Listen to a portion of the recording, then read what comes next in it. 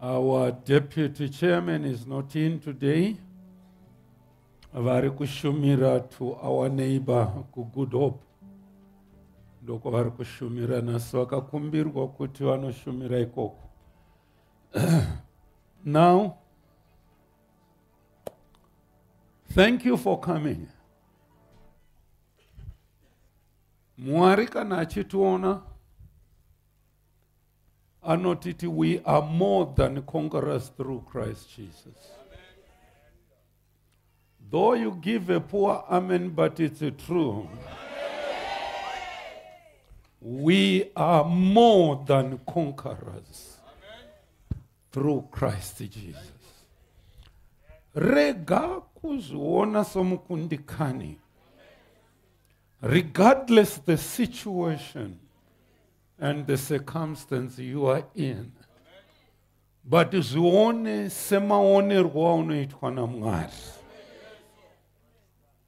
The devil is a liar. Anoda kukudzvanyira pasi every time, but Mwari vanoda kuti uve musoro, urege kuva muswe. Nasi ndambotaura kuseni ndichiti I have suffered indecision to give my message a title today. But after preaching, ndofunga uchazowana musoro wenyaya wokupa nyaya yacho.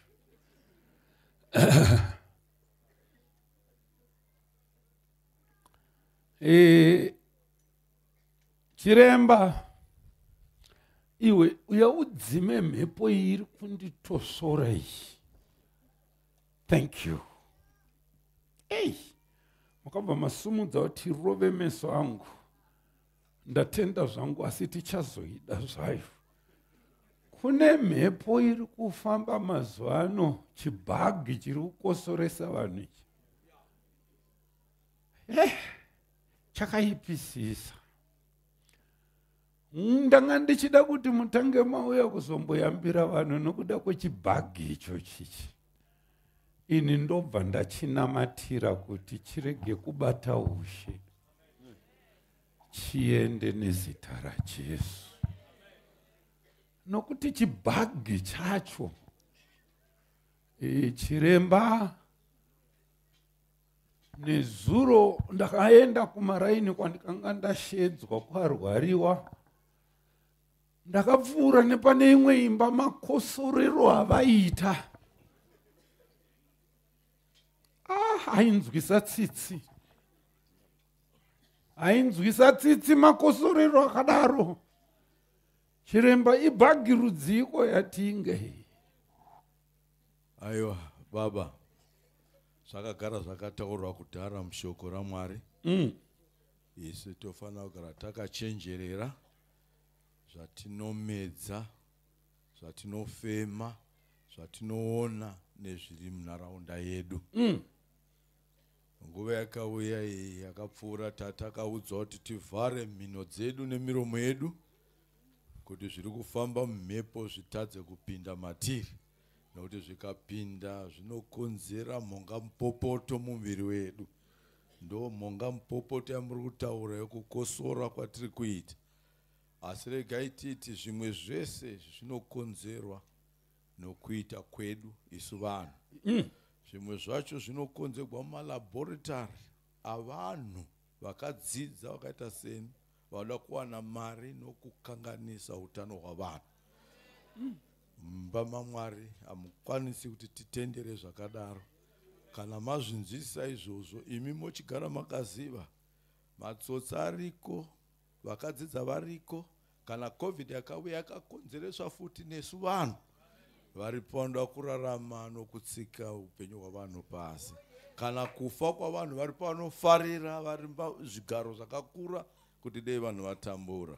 Sachigwere ichi iyo zvino munharaunda matiri tiri kutsvaka kuti chabva nepi. Asi onaika ndikasumuka ndikaenda Botswana ndinacho, chapinda muBotswana, chapinda muNamibia, chapinda nyika dzose. achidi kupera. Handiti? Asi isu tohwisisa zvedu kuti pane vakuru vanozozvitaura tapedza malaboratory test edu chinyi chiri kukonzera zvakadai. Si mabudziwa muno muchechi matiri hatigare takangwarira. Pese patinofamba nepatinosvika zvatinodla nezvatinofema, vana vaMwari vanopiwa uchenjeri hukuru kuti vakunde zvigwere zvagara zviriko izvi. Zvakakundwa zvazviri kuIgipita, zvakakundwa zvazviri kuChina, asi vanenge vari muimba yaMwari ruzhinji havafani kubatwa nezvakadaro. Chazodzoka baba totsanangura zvakasimba kuti tozvirapa sei ruzivo gochinge kuchiwedzera zuva nezuva. Zvechokwadi umwe nomwe unotaura napapa napapa, asi toda kuti kana takupimbira pamberi paMwari tipupure chokwadi chezvataudzwa kuti ndo mamiro akaita nyaya kuti zvigobetsera ruzhinji. Asi minamato wenyu ndokuti vana vose vachengetedzwe, vasabatwa nezvakadaro, vasasanganiswa nokunonzi imwe mishonga yatinopiwa. Regai ndikutaurei, vari pari kuita mari nokutengesa mishonga inokuvadza imwe. Kutonyora prescription woenda pafamasi, famasi yakatotengwawo futi kuti itengese zvakakanganisika. Imi mugona kuti tiri kutadza kupora sei, uyo atora mushonga umwe, uyo mushonga haurapi, asi ndiri kutora mari chete. Hatingwarirei kuti munomu tinopiwa uchenjeri hwekuti patinofamba apa tipiwe meso omweya mutsvene, nzeve dzomweya mutsvene, kuti kurwara uku hakufani kuwanikwa muimba yaMwari.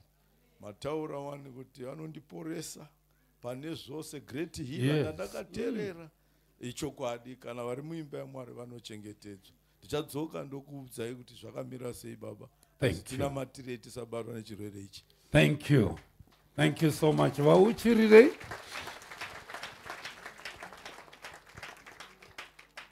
Unongozviwana chete paFaith Alive. Paunoudzwa chokwadi chizere. Baba, tinotora simba rechikuriri pamusoro pemhepo yechirwere iyi. Tinoitorera simba nezita raJesu. Nokuti imi makakuvadzwa nokudarika kwedu, kurobwa kwenyu kukativigira rugare, namavanga yenyu takaporeswa. Mhepo iyi ngairege kuwanikwa muimba yaMwari, ngairege kubata ushe kuvana vaMwari. Baba, nezita raJesu, Baba, nezita raJesu, tinodzivisa mhepo iyi, tinoiramba. Vose vanounza mhepo idzi ngazvirege kupfuura nemuvana vaMwari, muzita raJesu. Hallelujah. Amen. Matthew 7 verse number 24. Ndakutanga kuparidza. 24. Matthew 7 pa 24. Panoti, naizvozvo mumwe nomumwe unonzwa mashoko angu awa, mumwe nemumwe anonzwa mashoko angu. Haasisahwirawo kumusha kwenyu ari kutaura ndiJesu, ari kutaura nevadzidzi vake. Anoti mumwe nemumwe anonzwa mashoko angu. Nokuti pana rumwe rugwaro Jesu anoti mashoko andinotaura mweya, they are spirit and they are life. Saka ani nani ari kunzwa mashoko aya, chii chinoitika kwaari? Akaita, kwete anongonzwa chete nokusaita, anonzwa nokuita. Handei? Ungafananidzwa nomurume wakachenjera, anofananidzwa ne-wise man, wakavaka imba yake paruware. Akavaka imba yake paruware. Hande tione. Mvura ikanaya. Now teerera. Nyango ukavaka imba hazvidzivise mvura kunaya. Halo? Wavaka imba mvura inonaya. Hande nayo. Mvura zhinji ikauya. Mvura zhinji kwete shoma ikanaya. Hande tione. Mitutu ikavhuvhuta. Mhepo inovhuvhudza youya ichivhuvhudza paimba yako iyoyo. Hande tione. ikarova imba iyo ikasawa. Mhepo yakarova imba ikasawa. Nokuti yakanga yakateiwa paruware. Nokuti yakateiwa paruware. Now, kumberi uku kunoti mumwe akavaka imba mujecha, foundation iri easy. Mvura ikauya, mitutu yemhepo ikauya, hanzi kuwa kwemba iyo kwakava kukuru kwazvo. Verenga imi. Mumwe nomumwe unonzwa mashoko angu awa akasaita ungafananidzwa nemurume benzi. Murume benzi wakavaka imba yake pajecha. Yes. Mvura ikanaya, mvura zhinji ikauya, yes, mitutu ikavhuvhuta, ikarova imba iyo ikawa, kuwa kwayo kukava kuwa kukuru. Ndatenda. Ndo pane maridzo yedu nasi. Nyaya ndiri kuda kutaura ndeyekuti kugara kwatakaita uku, mhepo iri kuvhuvhudza imwe chete. Zviri kuitika munyika umu, ikonomi imwe chete.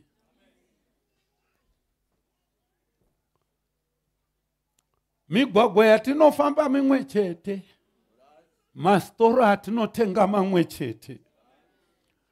But musiyano ndo wataurwa naJesu. Jesu anoti kuvadzidzi vake, imi mukanzwa shoko rangu, musangorinzwe, riitei. Anoriita achafananidzwa nemurume akachenjera ari kuvaka imba paruware. Storms will come. Kuna akavakira mujecha nepadombo. But uyu akamira pamashoko aJesu, mhepo inorova, mvura yogonaya, imba iyoyo haidonhe. Asi uyu anonzwa asingaite. Mhepo painouya, nemitutu nemvura, imba yacho inodonha. Ndochikonzero uchiona ipo pabhenji pamugere apa, mumwe ari kutambura, mumwe agere izvozvi. Manzwiro. Ndiri kugona kutaura here panapa? Munoziva Jesu haana kuvanza pano apa. Ari kutaura feya. Muneni here panapa? Ndofamba here mbichana? Munoona Jesu zvaari kutaura. Pane murume uya anonzi Stole akaparidza pano akaenda. Akaparidza pamusoro paMaria zvichinzi akaropafadzwa mukadzi akatenda, nokuti zvaakatenda zvichaitika. Are you getting what I'm saying? Zvaunogamuchira nokurarama mazviri zvinoitika. Your finances, your business, your health ngaimire mumashoko aJesu. Zvikasamira mumashoko aJesu, inovakirabo. Ndataura zvangu. Ndati inovachi hapana chinoitika. Kuseni ndanga ndichiparidza munomu, ndanga ndina amai vaye vakapirwa mapepa, vakauya nawo kuofisi kwangu, vakanzi itsvo hadzichashanda, vakuendeswa kudialysis. Vachiti ndiri kutoenda mangwana. Ndokubva ndaseka, zvakanzi mufundisi murusekei. Ndakati itsvo dzenyu dziri kushanda imi. Zvakanzoonaika mapepa aya, vakandoona nchiratidzwa. Itsvo hadzichashanda, mangwana takuenda kudialysis.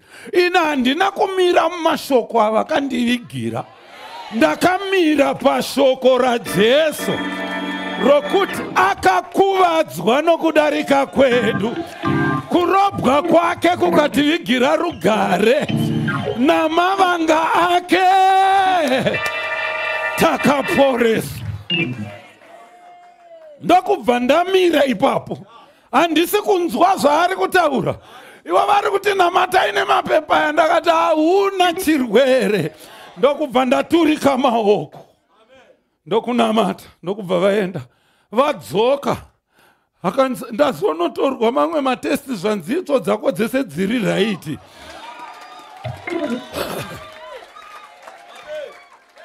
Hapana, anonzwa mashoko angu akaita. Musi kumbondinzwa inini. Anonzwa mashoko angu akaita achafanana nomurume wakachenjera akavakira imba padombo. Nhamo iri mumachechi ndeyekunzwa vasingaite, vachitojaja maridzo. Nhasi hakuna, nhasi iripo. Ko iwewe yako ndeipi? Paporeswa vanhu vane kensa kapana vakawanda. Ndakanzi kensa ya stage 4 uyu mukomo uyu. Ndakasvika kumba murume wakaripo. Munhu atakurwa asingagone kufamba kuita zvokutakura kunomurarisa panze pane mhepo. Ndasvikawo vakuda kusimudza kuti aendomba, ndadaiwa musiye aripo. Ndokubva ndati nezita raJesu, kensa hauna simba, ende muropa umubuda uende. Handichada kunzwa futi kunzi pane kensa apa. Ndiri kunamata ndapedza paendagara. Amai vaye vakagara kudai. Ndokubva varamba vakanditarisa kumeso zvakanzi, mufundisi, ndinodawo kufamba. Ukazvinzwa, handiri kudawo kuti. Ndakati kwamurutadzwa nini, simukai mufambe. Ndokubva vandai maoko navazvi. Tatara vasimuka vamira. Vamira kudaro ndakati chitotangei kufamba makamira ikoko muchidai so. Sinzi mufundisi ndodawo kufamba. Ndokubva ndati ore chifamba imuende uko. Munhu auya akatakurwa ari kunzi ane stage 4 yecancer. Hoyo akufamba. Hoyo adzoka akufamba. Hoyo adzoka atogara pacheya. Akadzokera. Unfortunately, vakaenda kunomubvisa zamu rake vachiti ane cancer. But kunotestwa hamuna cancer. Tiri kuviga vanhu vapenyu. Muri kunzwa zvandiri kutaura here? Why? Anonzwa shoko rangu akariita. Come on man. Akariita.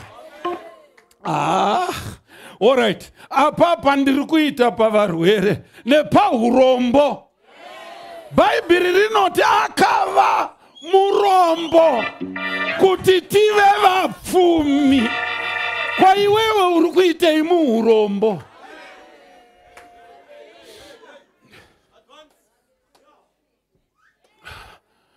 Muneni here? Anonzwa akariita. Alright, inoti akava murombo kuti tive vapfumi. Ichaputani vesani. Pana aniziva vakorindani amuizive. Chikonzero ndochakuti hamuchafamba nemabhaibheri. Makuita mabhaibheri efoni. Paunenge uchida kuvhura chaputa pauya kameseji. Wasiya wamutuma meseji. Hauriverengeke romufoni. Tauriro gere naye iti iwe ndiwo uri kutaurirwa izvozvo. Zvinokupai hurombo izvi.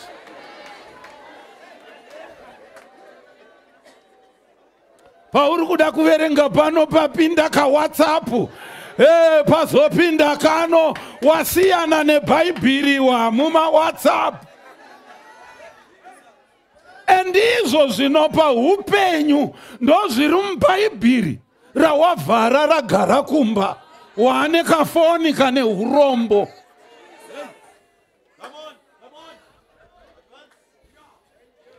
Am I talking to somebody here?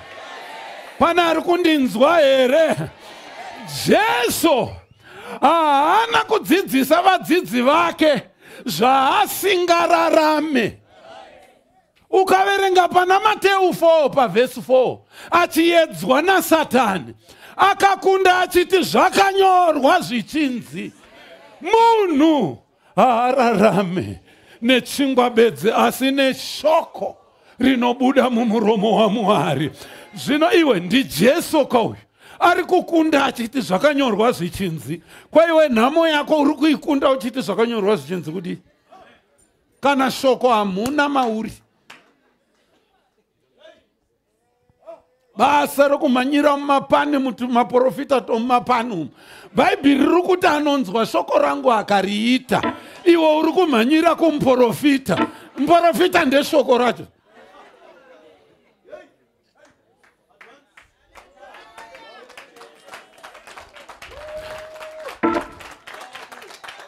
Jesu anoti kuna Satani zvakanyorwa zvichinzi.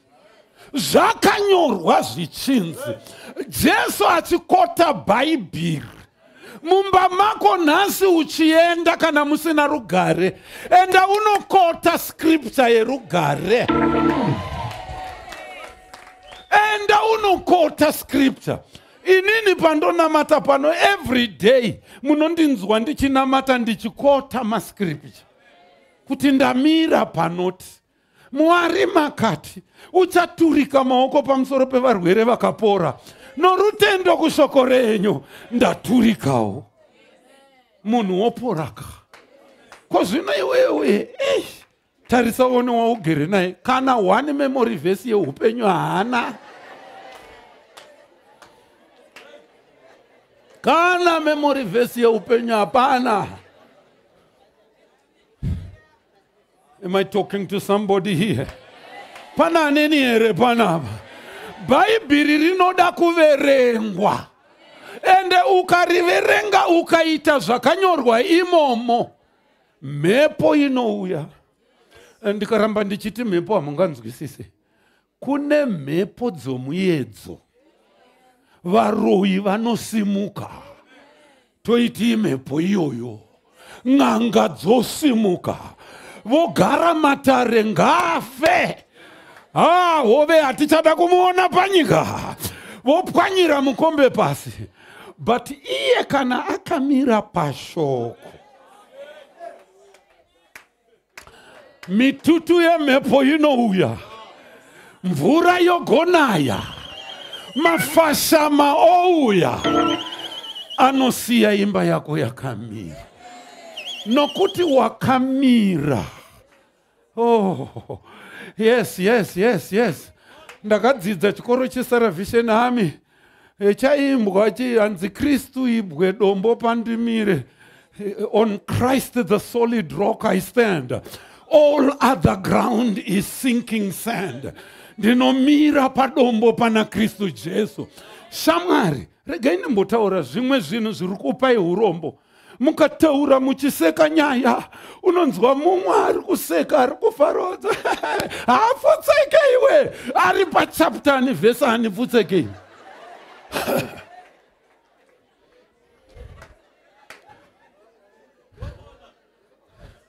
Iye mutendi chaiye ari kudaro. Zviri pachapter ani, Bhaibheri richiti anonzwa mashoko angu andinotaura. Akaita. Iwe mkwaira. Urombo unozoonera pa next door. Nokuti unenge wamira mushoko. Pane vamwe vanhu unozwa isusu kare. Is my witness. Taimba kuchikoro tiri Bible College. Taimbiswa ma scriptures. Masamzaya.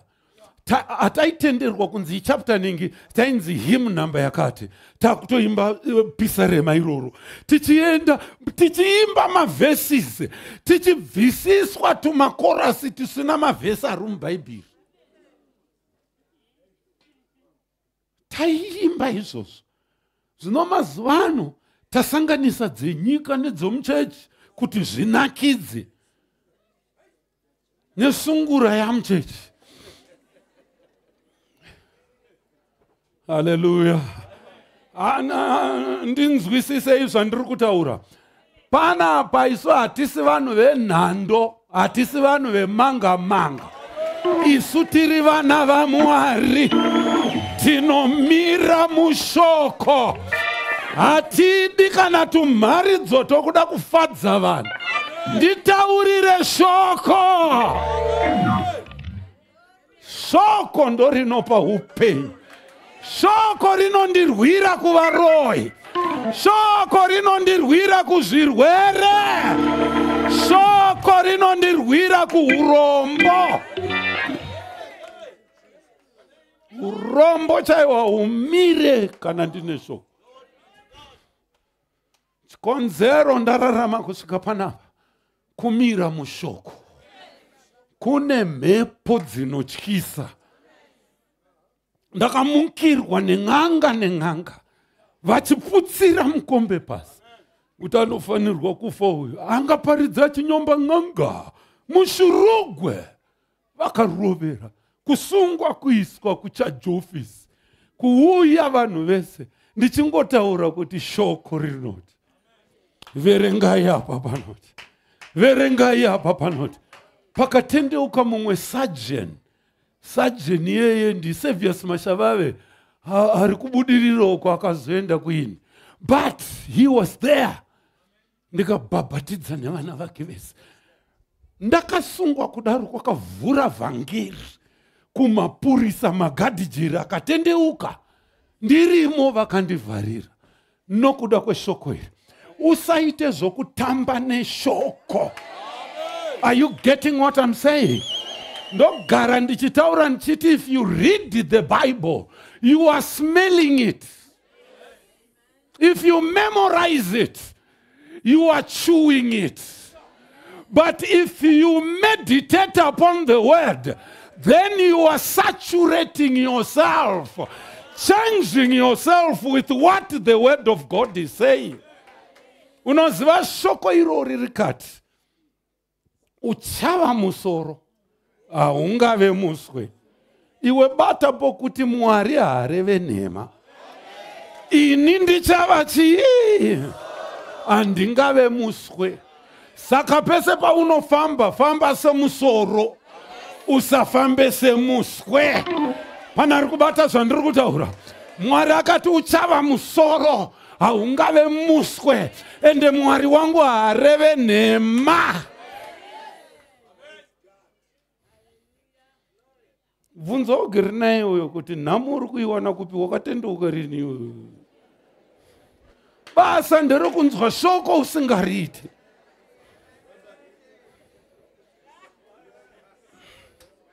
Alright, nditarise Joshua 1:5 iweyo. Joshua 1:5. Makudya nyaya hapo ndokutema neBhayibheri. They shall not any man be able to stand before you all the days of your life. Hakuna munhu uchagona kumira pamberi pako mazuva ose oupenyu hwako. Ndi Joshua ari kuudzwa naMwari. Muranda wangu Moses afa. Iwe Joshua iwewe. Hapana achagona kumira pamberi pako akakukunda. Ndokubva vayambuka rwizi Jordan. Vapa Gilgali. Anzwa mashoko aya. Joshua akubuda kumbofamba achiona Eria. Paari kufamba ndepanoona mumwe murume akaburitsa bakatwa. Joshua ane mashoko ekuti hakuna munhu anogona kumirisana newe. Muri kubata?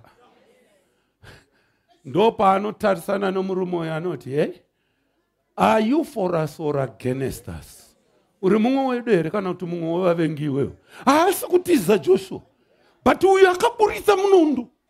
Joshua haana. But ari kutomuvinga ari kuti uri mumwe wedu here kana mumwe wevavengi vedu. Joshua amira mushoko rokuti hakuna. Nyangwe waburitsa zvako munondo. asi shoko riri pandiri rinoti hakuna anomirisana newe akakunda. Ei mutendi, nyangwe kukauya zvikwambo mumba mako, nyangwe kukauya zvirwere zvakadii, mira pakuti ndakaporeswa.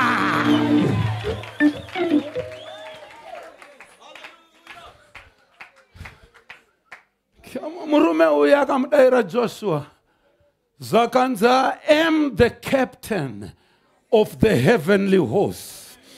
I have come to take charge. Ndauya kuzokutungamira kuti tichitora nyika yeKenani. Joshua ndokubva awira pasi. Iwe teerera mani. Ndati Joshua akawira pasi akamunamata. But viringa vhesi 8 ya Joshua iyoyo haina kuti ukaenda kuchechi uchakunda. Vhesi 8 inoti kudii? This book of the law shall not depart. Come on. Pana rikubata iri nyaya yangu pana. Buku iyo murayiro haifaniri kubva pamuromo wako. Iwe marufu iwe. Iyoyo bhuku iyo hanzi haifanira kubuda muromo mako. Kureva kuti unenge wakaruma here wakadya. Kureva kuti zvirimo ngazvive mauri.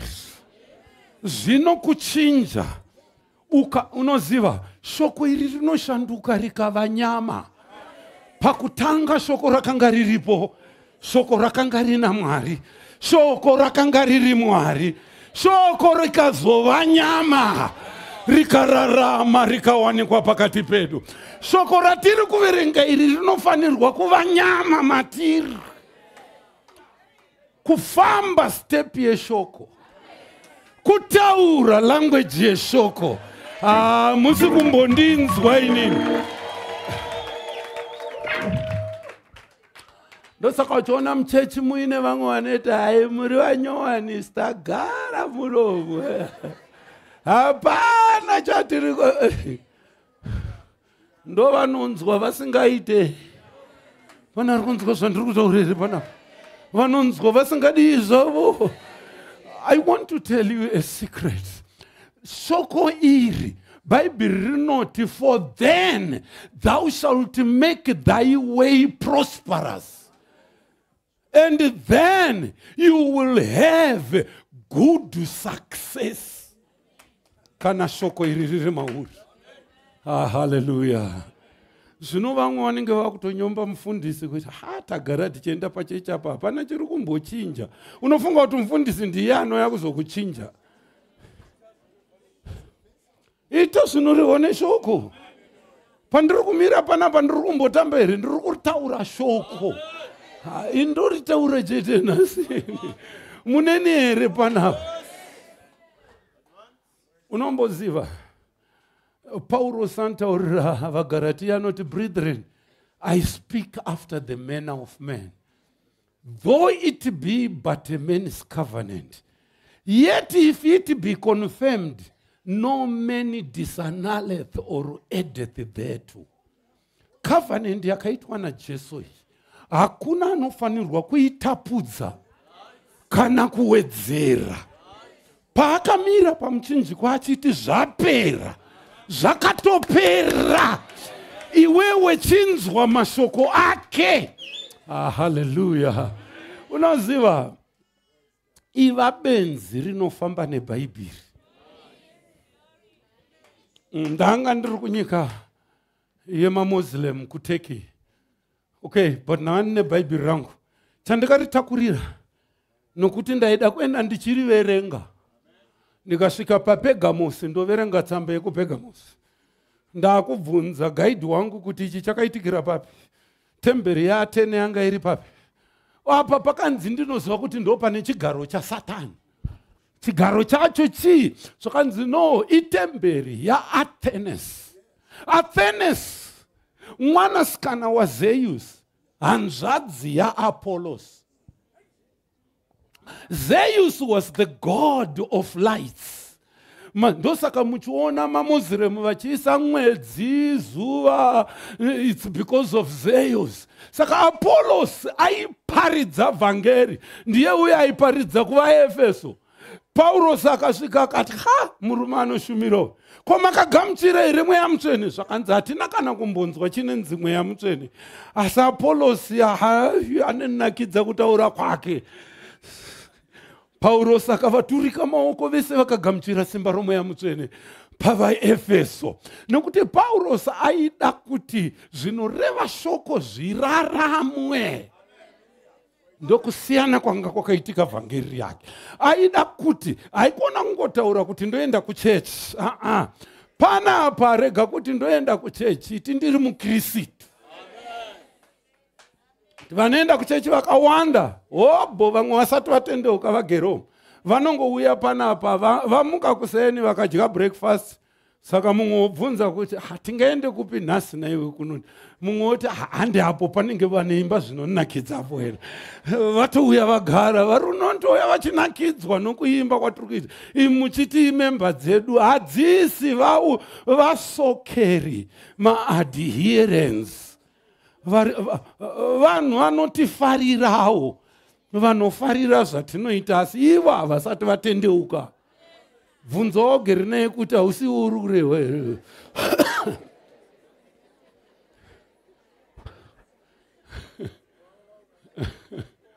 Haleluya!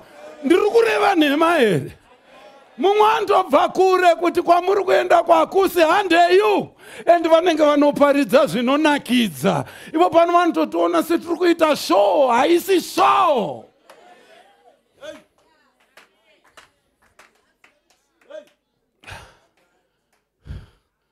Driver uyo akazosiya road, tamuimbira, I belong to Jesus, he who was crucified because of my sins. Hallelujah, praise the Lord. Hallelujah, amen. Oh, I belong to Jesus, he who was crucified because of my sins. Hallelujah, praise the Lord. Hallelujah, amen. Iwe, taiva mubhazi, takwira kudziva rasekwa. Bhazi razara, tashayapo kugara takamira. Nana mapuranga ava takabata masimba ayaya. Ndokubva chatanga chimbo mubhazi. I belong to Jesus. Bhazi rese radaira. Vese tasvika patiri kuenda kuti tinoburuka. Taida kuenda kuHarry Magoli's Hall. Takuda kuburuka. Vana driver uye maakuburuka. Takati saka muri kuenda kupi? Takati tiri kuenda paHarry Magoli's Hall. Rateneswa. Tichiimba I belong to. Takanosiwa paHarry Magoli's Hall. Hataingoimba Yawe Yawe Yawe Yawe Yawe. Hallelujah, praise the Lord. I belong to Jesus, he who was crucified because of my sins. Hallelujah, praise the Lord. Hallelujah, amen. Driver akazotendeuka akanamata. Anga kuto driver tichenda naye kurufaru achitiche haya mabhazi United. Akatendeutswa nemastudents ari kuimba ari mubhazi. Hata inyara isu kana iwe unonyara even kupinda muhotera kupiwa chikafu so unongorova unganamata ipo pana.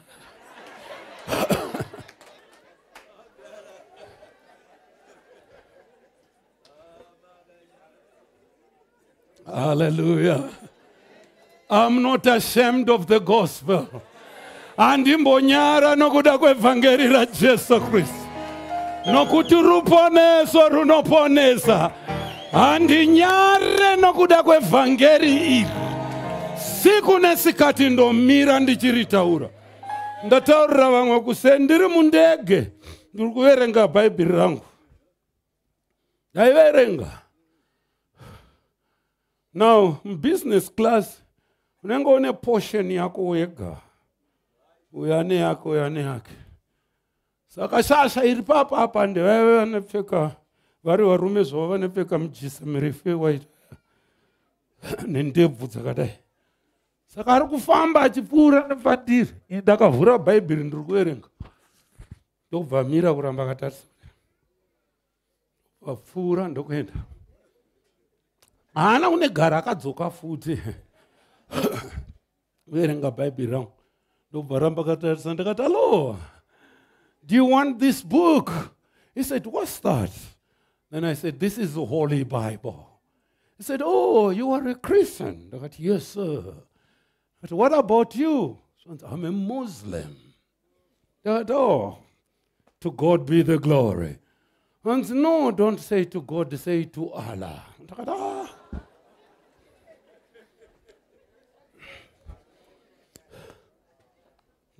I told you that I'm a Christian. I worship the God of Abraham, Isaac, and Jacob. And so, yes, we worship Muhammad. Ndobvaenda unogara. Saka inini ndakazonosvika kwandaenda. Ndambovhara Bhaibheri rangu kumusoro, ndakarara unopuwa mubhedha wako wakotsira. Takumutsirwa breakfast, naida handidye breakfast usiku wakadai. Ndakarara zvangu, takuburuka. Iye akuuya manje. Akabata boksi rake. Ndakamira, ndakamuona, handina kuda kuramba ndakamutarisa. Ndokubva anditarisa zvakanzi, "Hello sir, good morning." Ndakati, "I'm fine." Saka ndanga ndane attention yake. Zvese zvangakuita akandiona, "Sir, nokuti handina kunyara. Jesu wandinoshumira. Kana wariverenga shoko riye rinokushandura." Muri kubata zvandiri kutaura?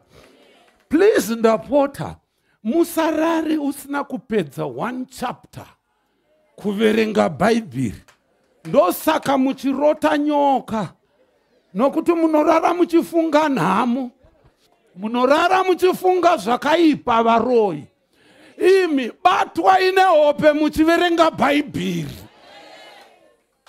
Ukarota paradise one day. Nyango ukamuka kuseni ukasangana nenhamo dzakadii, unoti ngadzipfuure. Kwandakaona. Iwe. Inini nyango ukaita sei. Shamwari guta iroro. Ndosaka Abrahama akafa. Asingatsvage guta rakavakwa nemaoko evanhu. Aitsvaga guta rakavakwa naMwari, whose foundations were built of God. Akaramba maguta evanhu aya. Aida guta iroro. Nhamo yako yokuti uri kuisa gumbo muchechi, gumbo munyika, hausati waona kwauri kunamatira. Hausati wakuona. Ukakuona iwe unochinja mafambiro. Ndine vasikana here muno? Vasikana, tinokuitai kuti muve vanhu kuchengeta shoko. Ukadanana nomukomana, iwe wakamira mushoko. Unoti handirare nomukomana asina kundiroora. Nokuti ndezviri mushoko raMwari. Izvi zvako zvokuenda uchirara nevanhu vese vese. Uri kuisa foundation mujecha. Tine vanasikana vakawanda vairarama madiro, vachibvisa pamuviri, vachidya birth control, vachihura. But yakasvika nguva yekuti aroorwa akuda mwana hapana.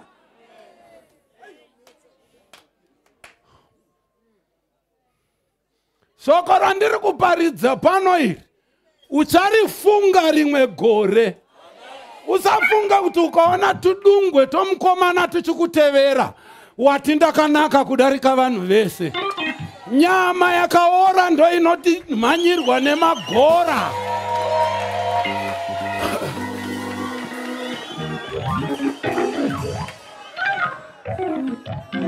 Ngativei vana vaMwari. Pana ari kundinzwa here pana. I want to close with this. Please hear me. Regai ndiclose ndichiti. Your health, utano wako. Your business. Your finances. Zvinofanirwa kuitwa grounded mushoko. Enda unotsvaga kuma concordance. Zvinokoncerna finances dzako. Zvinokoncerna business rako. Zvinokoncerna hutano hwako. Wobata Bible wotanga kuriverenga. Zvacho zviri kutaurwa neshoko concerning that ndo zvinokupa kukunda. Musi kumbondinzwa ini. Ndo zvinokupa kudi? Jesu anoti regai ndikutaurire. Anonzwa mashoko angu akaita. Achafanana nomurume.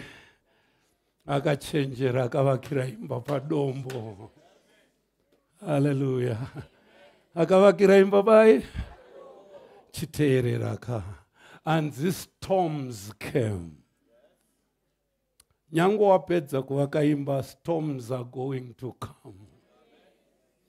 And that these storms are going to asi taakupinda muna June, July, August, September, October, taakutarisira mvura iri kuuya nemhepo iri kuuya. Ichavhuvhudza mafambiro ako aJune, July, August kuti uri kufamba mushoko here kana kuti uri kungozvifambirawo. Asi mitutu ichauya iyi ndeichataura kuti uri kufamba sei. Kuchechi uku uri kurinzwa shoko raMwari here kana kuti kwete. But chimbotaura kachirungu kari simple aka kakuti storms are coming. Yes. Mastorms iwaya anogona kuva evaroi chaiwo. Anogona kuva ezvikwambo. Anogona kuva ema spiritual husband. Mastorms eupenyu anouya. But anokuwana wakavakira papi. Paachavhuvhudza mastorms iwaya. Imba yako ichasara yakamira here. Imba yako ichasara yakamira here. I'm calling to everybody who is hearing me. You are not poor, but you are rich. Bible rangu rinoti wakarurama anosiyira vana vevana nhaka. You are rich. Enda unoverenga magwaro richness. Unatsvaga concordance. Woswera uchiverenga. Siyana nana WhatsApp. Siyana nema message mfonai. Hakuna chaanowedzera kana kukupa. Enda unotenga Bible apo aripo apo atiri kutengesapo. Tenga Bible uende kunoverenga. Ukatora shoko raMwari riri muBhayibheri ukariverenga, wafanana nemunhu akavakira imba yake padombo. Shamwari ndikukumbirisa zvikuru akaropafadzwa mukadzi akatenda. Nokuti zvakarehwa kwaari zvichadii zvazo? Zvichaitika. Chimboti I'm the head and not the tail. I'm not poor, I'm rich. And that's who you are. Ndozo uri. Tora shoko raMwari. Urichengete. Ukaona takamira kudai. Kwatabva kure. Nenyaya iyi. Andiri kutaura zvandoziva. Ukanzvenga shoko raMwari hakuna chako. Indinopfuura nepasingapfuurike. Nokuti Mwari akati ndinewe handingakusiye. Kana kukuregedza, I will be with you. Mwanasikana nyangwe makore ako akaita saapfuura pasina auya. Ramba uchitya Mwari. Ramba uchiverenga shoko raMwari. Kudenga kuna Mwari anonzwa. I rest my case.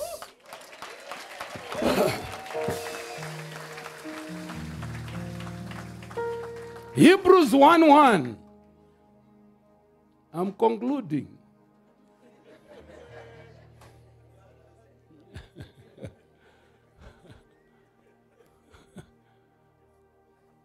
Chiremba, tikasariverenga muno kumba hariverengwe. Ratonzwika muno ndoranzwika irori. Otis, unonoriverenga wabva muno. Amai, mutengere Bible uyu, muise rimwe mota, rimwe kumso. Musaregere. Hallelujah. Shall I read? God, who at sundry times and in diverse manners spake in time past unto the fathers by the prophets. Mwari wakataura kare kuna madzibaba muvaprofita. Aitaura nevaprofita kare, Mwari achitaura nevaprofita. Andei paverse 2. Zvino pakupedzisira kwamazuva ano, hath in these last days spoken unto us by his whom he hath appointed heir of all things, by whom also he made the worlds. Hey. Wakataura kwatiri mumwanakomana wake waakaita mudyi wenhaka yezvinhu zvose. Iye zvino Mwari akutaura kuburikidza nemumwanakomana wake waakaita mudyi wenhaka wezvinhu zvese, Jesu Kristu. Iyeyu Jesu, enda unoverenga shoko rake urichengete. The last verse, verse 3. Who being the brightness of his glory. Iye chadzera chokubwinya kwake. Zviri kunzi Jesu ndiye chadzera chokubwinya kwaMwari. Iwe mani, ndiye chadzera chokubwinya kwani, and the express image of his person, Nomufananidzo wake chaiye. and upholding all things by the word of his power. Unotakura zvinhu zvose neshoko resimba rake. Hey, neshoko rei? Shoko resimba rake. Ndorandiri kuti rigamuchirei. And then we go, when he had by himself purged our sins, sat down on the right hand of the majesty on high. Wakati anatsa zvivi zvedu iye pachake. Hey, Akagara kurudyi rwoumambo hwokudenga. agere kurudyi rwaBaba. Hakuna mahomedi kuna Jesu. Ndati hakuna mahomedi kunani? Hakuna Buddha, hakuna Jesu. Hakuna midzimu yekwako. Midzimu yekwako asekuru vakafa nefiva yavo, havana kufira iwewe.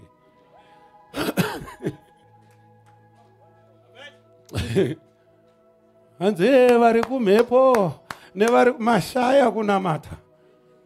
Zvanzi namatai Jesu chete.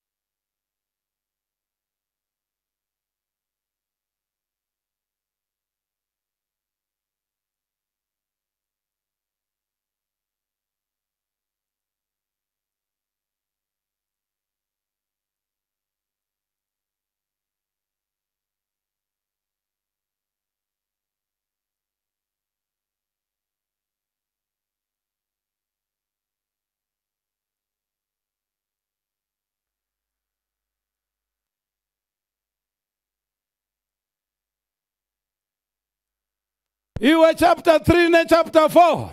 Iwe kusvikira vese vana vachiverenga Bhaibheri. Unovaka mhuri kwayo. Ngatisumukei. Hey.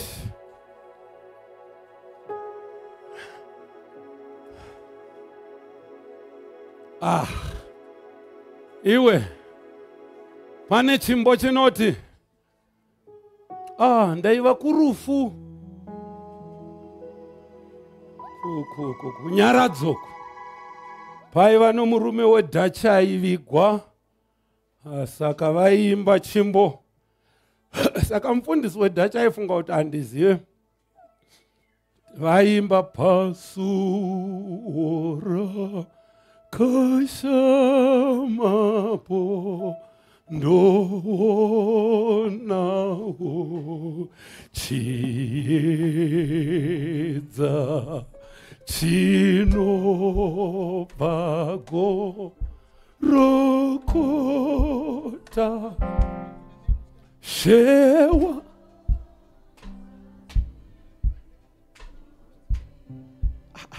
inga munochiziva hamusi kundidaira wana. Oh my God. Saka ndakakumbirwa kuti paridzai imomo. Ndokubva ndachisumudzira kuti inyasha huru iye. Pakatendeuka vanhu panyaradzo. Nokuti shoko iri haridi kugara muBhaibheri, ngarigare mauri. Iye zvino izvi ndakutonamata so. Pakusunungurwa vanhu. Havasi kusunungurwa neshoko riri muBhaibheri, asi rakazara mandiri. Pana rikubata zvandiri kutaura. Iroro shoko riri mauri ndo rinenge rakubata basa. Ndakaona mumudhikoni vakukandidzana fight nedhimoni. Dhimoni rikadai yamiro kuno.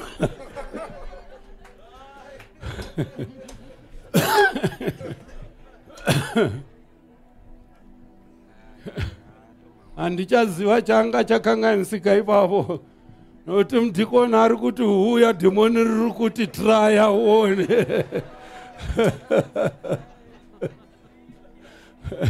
Changa chakanganisika chii? Hapana shoko. Vese vari munyama. Zvino munokuvadzana kana muri munyama. Pana ari kubata zvandiri kutaura panapa. Ndosaka muchinzwa ndichisheedzera apa. Ndichiti muregerei.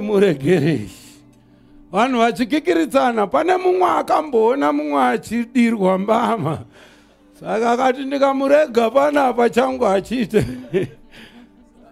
Dhimoni harisi rokunetsana naro, rinorayirwa nezita raJesu. Hamenungana muri kunzwa zvandiri kutaura panapa. Kushaya shoko ndokunokupai kuita zvinhu zvisina nematuro ese. Nhasi ndaparidza. Ndoda kuritanga rimwe dhimoni ndombotiwe namatira. Kana usingade kuzorwa nedhimoni, chienda unoverenga Bhaibheri nhasi. Hallelujah. Tauro rinoiti ndiuri kurehwa hande tinoverenga Bhaibheri. Shoko iroro rinogara matiri ndo rinotiitira zvakanaka. Hallelujah. Pane chimbo chandiri kuda kuimba chinoti icho. Mweya wangu inini une muponisi, ndakasunungurwa. Amen. Kana muchichiziva. Mweya wangu inini une, haikona kuti uchava, une muponesi, uye ini ndakasunungurwa. Ndoda kuti timboimba pamwe chete. Can you sing? Mweya wangu unomuponesi, Baba ndakasunungurwa, aye musunungurwa.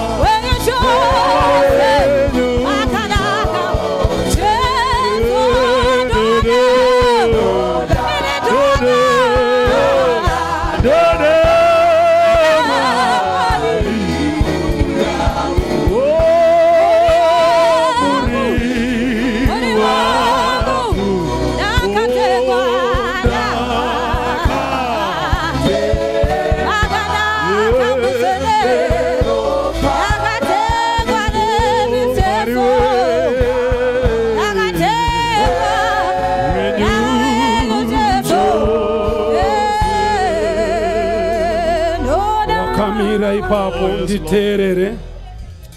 Wakamira ipapo. Ndoda kuti unamate. Uchitenda Mwari kuti makanditenga. Ndiri mwana wenyu. Zvachose kwete zvanhasi chete.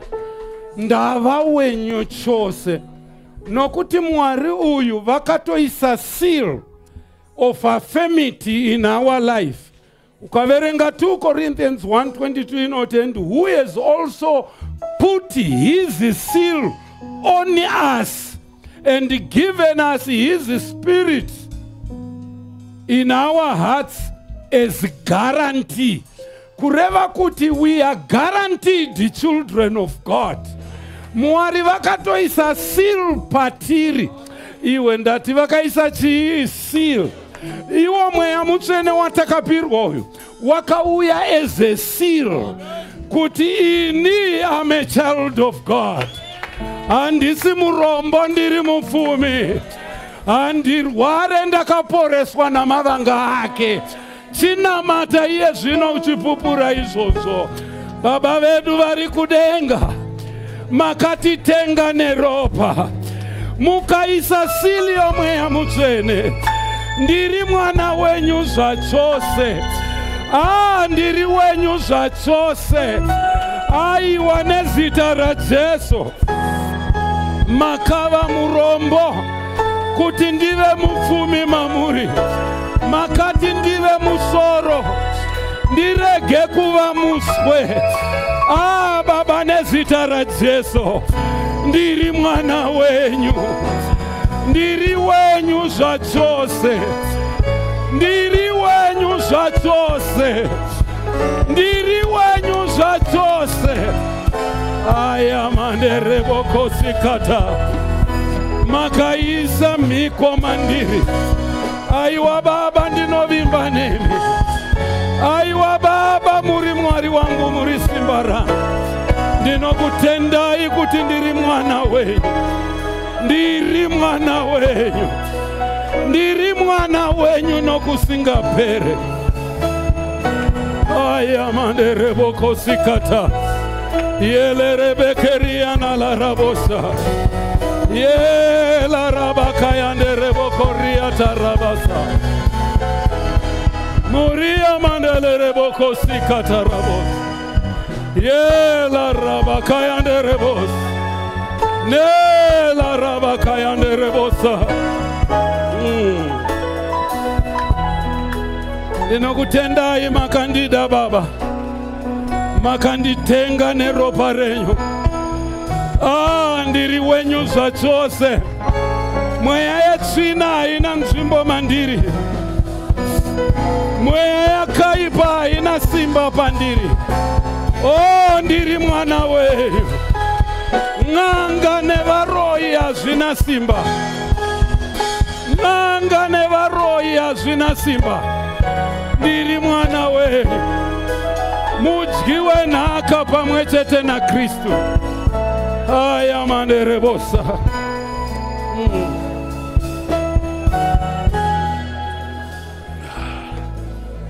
Aya mandere bosa kayanda rabos. Lela rabakaya ndere bokoria na la rabosa.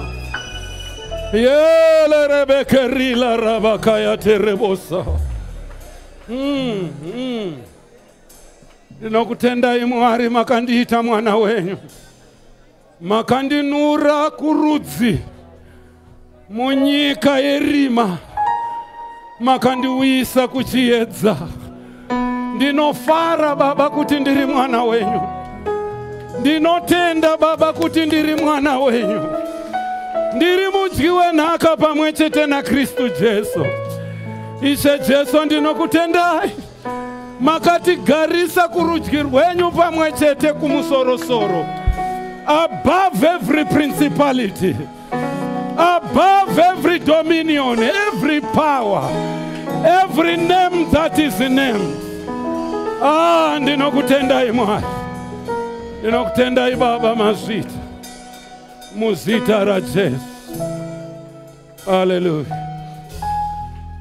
Hallelujah. Give a clap offering to Jesus.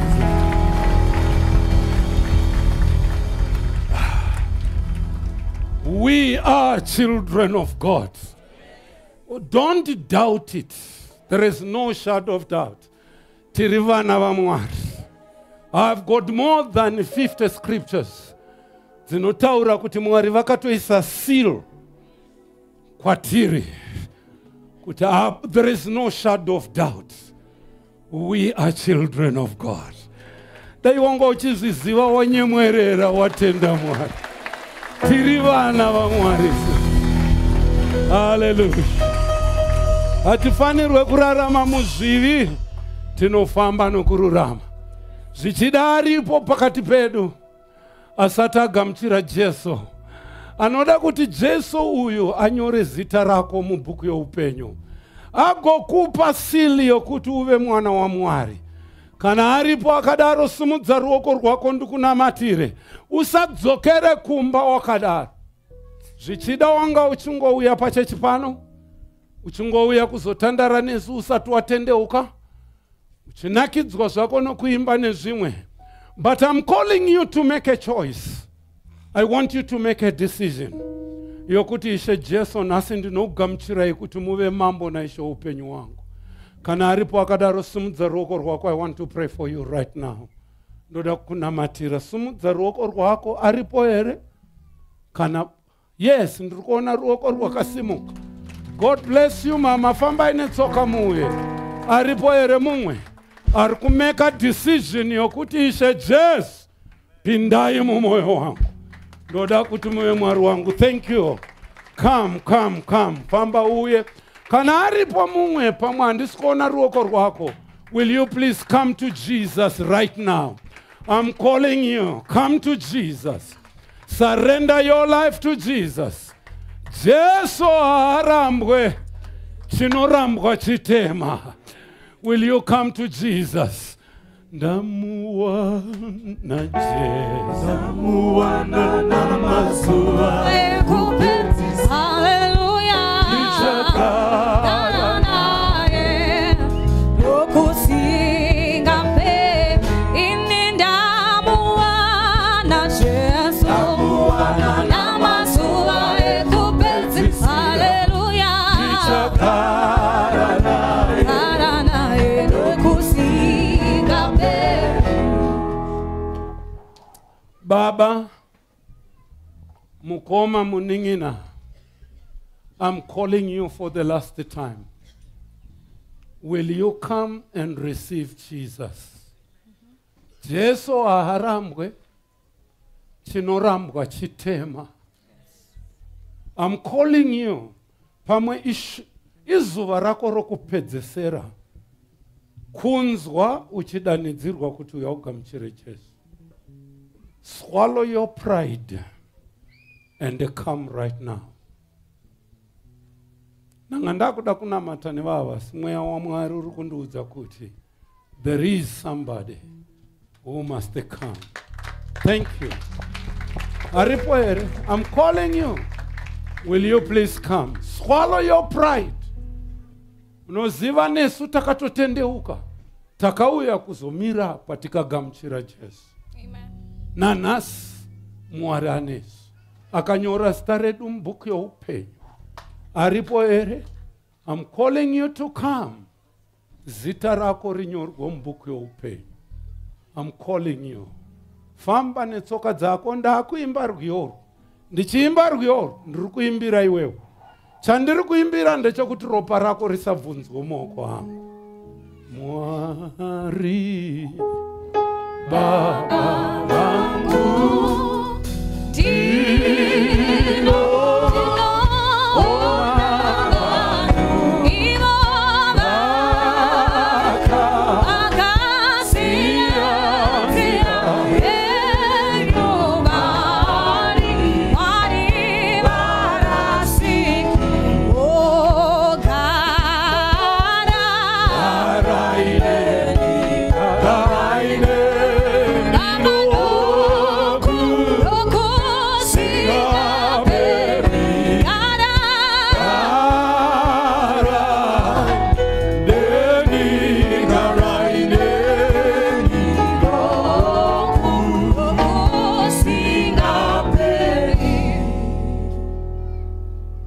ndaimba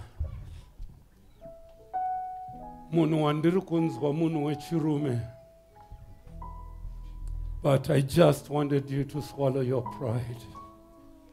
It will never give you stomachache.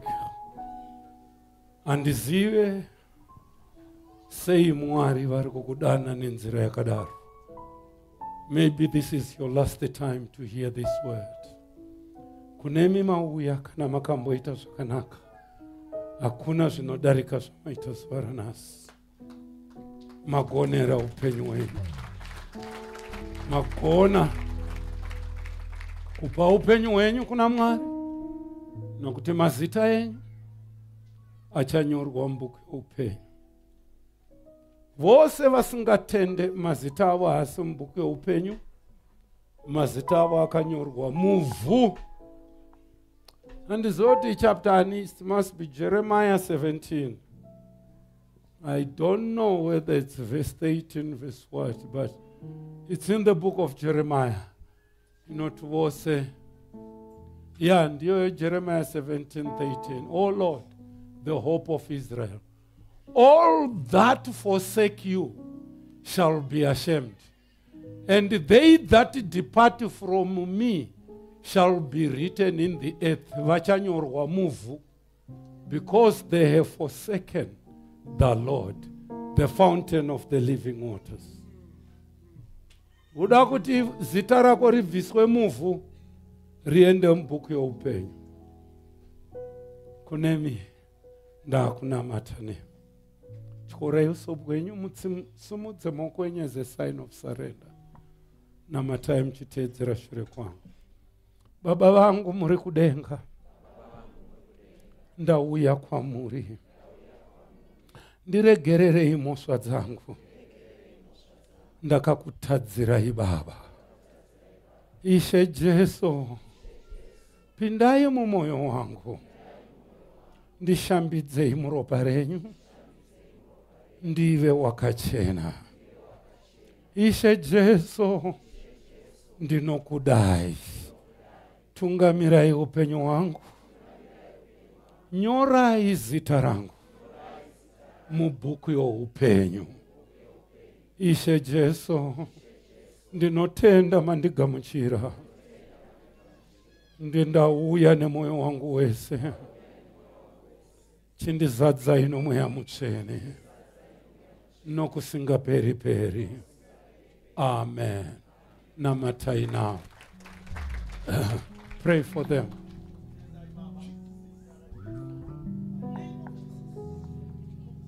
Kuti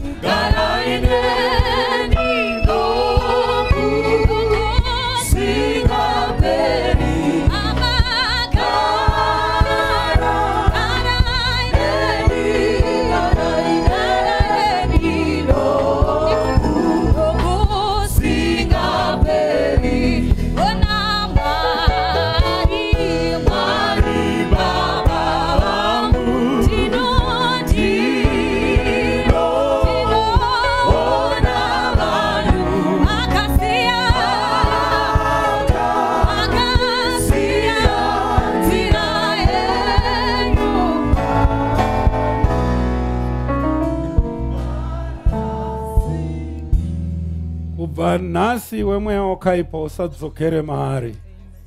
Buda uende nezita raJesu. Buda uende nezita raJesu. Muregedze. Muregedze. Agamuchira chiedza choupenyu. Rima ngariende. Rima ngaritame. Rima ngariende. Muzita raJesu. Yes, come on, let her come. Kubva nhasi ndinokusunungura kumweya yakaipa yose. Ndinokusunungura kumasimba erima. Mweya wetsvina unozviziva kuti wakakundwa kare. Kudarika maziviro andinoita kuti hauna simba. Ndinosunungura mwanasikana uyu, ndinomusunungura kumweya yakaipa. Zvose zvanga zvakabata kubudirira kwake ngazviparadzwe. Zvose zvanga zvakavhara misuwo yemakomborero ngazviparadzwe. Muzita raJesu. Amen. You are free. Now, kunemi mauya ndoda kuti makorokoto makuru. Nyango ukafa nasa usikuenda ugehena, wakuenda kuparadise. Your name is written in the Lamb's book of life. Ande tinonyoresa mazita edu kuno murume akasumudza ruokoyo. I need your name, address pamba paunogara nefone number yako. Toda kuramba tichikunyengetererai. Thank you very much. Pane auya achirwara here kana ari kunetswa nemweya tsvina. Hapana. Thank you. Oh yes, thank you. Yes.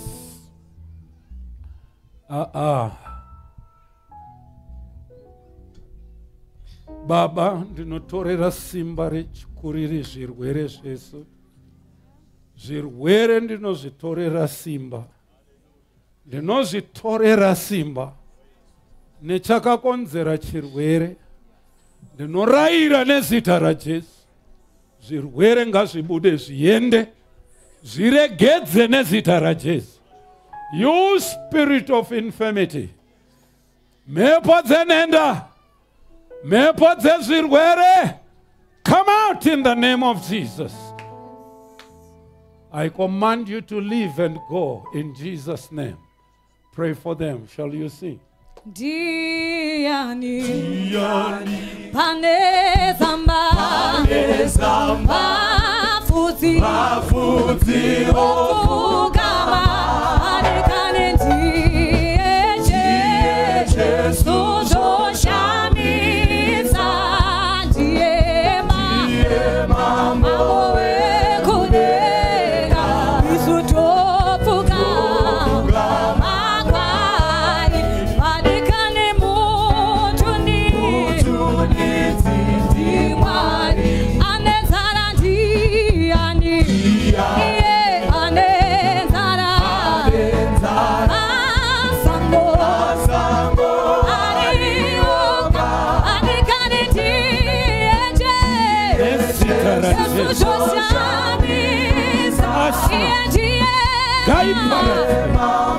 asma ngaiende baba makakuvata nokudarika kwenu kuroga kwenyu na mavanga yenyu takaporesa taura kuporeswa notaura kusununguka musikara